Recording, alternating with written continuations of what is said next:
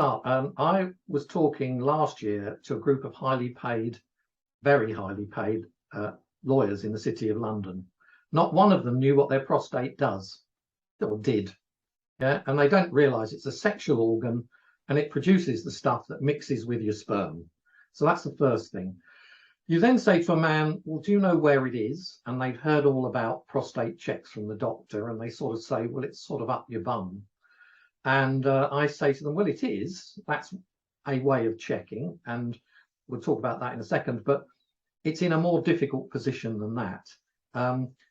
There is a tube called your urethra, which I don't pronounce it terribly well, but I'm not a doctor, but it comes from your bladder, so you wee through it.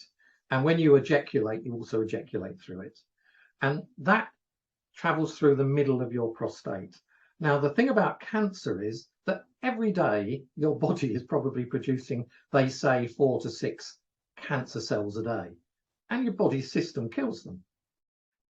That the less you look after your body, and I generalize here, you can reduce the statistics of one of those cancer cells getting caught.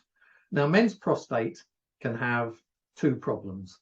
The first one is that it's about the size of a walnut, and with age it swells. And as it swells, it pushes on that tube. So the first thing we can have is problems in urinating. Now, that's not cancer. That's problems in urinating. And things can be done about that. So the minute you have problems about urinating, which is one of the major signs, as well as sort of blood in the prostate and other things, you need to go and see your doctor.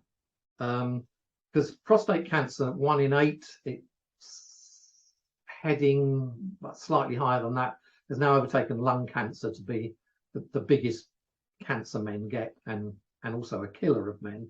And certainly, if you think where it is positioned geographically in your body, if you don't catch it, you could be having problems weeing, and particularly your erections are a bellwether of your manhood.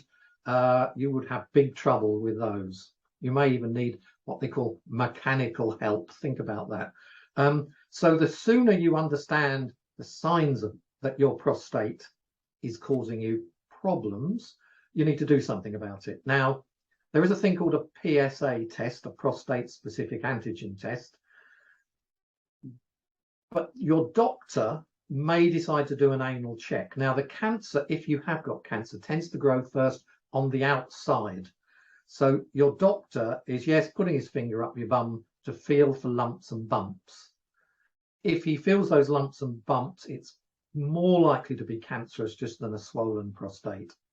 So men, we have to worry, because not only does it affect our health in our heads, it affects our manhood and all the things that go with it. So 35% of new cases of prostate cancer every year are among men over 75. All the rest, they're younger. But it's a horrible thing. My father-in-law has it. Another good friend has it. It all caught them around the 60-year-old period. And there is some good news, and that we're getting a much better at treating it. So it could just be a swollen prostate, and there are things that they can do for that. And if it is cancer, now the one thing they really don't want to do is operate, purely because of where it is and what effect that could have. So they're trying to look for as many other ways as they can medically of dealing with the prostate without removing it. And, you know, although it's very common, I think the key thing is it's factors that can increase the risk of that condition. As I say, being over age, I've got it, so I've warned my son, so a brother or a father could have it. And there's now a view, also an unhealthy diet. And of course, those from African or Afro-Caribbean descent may also be at greater risk. Where white men are 1 in 8, I believe men of color are 1 in 4 with black men. although it's least common in Asian men. So what they're trying to do now is minimize that heavy treatment if you catch it early enough. The treatment may depend upon whether the prostate cancer is localized. Hopefully it is in the prostate gland and not spread, because then we're talking about different type of treatment. So your oncologist, radiographer and specialist nurses may look and say there's some other things that we can do. So it might just be radiotherapy, hormone treatment, and chemotherapy to slow down its progress rather than operation. Now, all of those have got side effects, but it's a lot better than, let me tell you, than seriously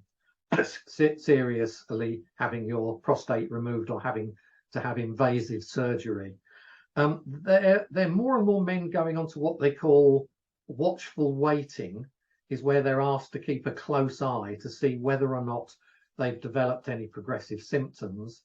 And then they also may be told what they call active surveillance, which is this undergoing tests such as MRI scans and biopsies to avoid the other treatments. So there's more and more being done, but the answer is understand the signs early, and probably not the best signs, but it's painful or burning sensation during urination or ejaculation, mainly frequent urination, particularly at night, the urine flow being stop, start, sudden erectile dysfunction, and blood or semen in the urine.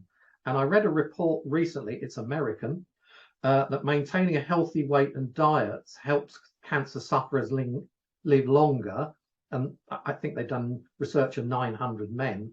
So if they could do either the watching or the surveillance, plus you dealing with your diet, omega-3, cutting out red meat, eating more fish, losing a bit of weight, that will also help you live long and healthy, but with prostate cancer or with a prostate problem.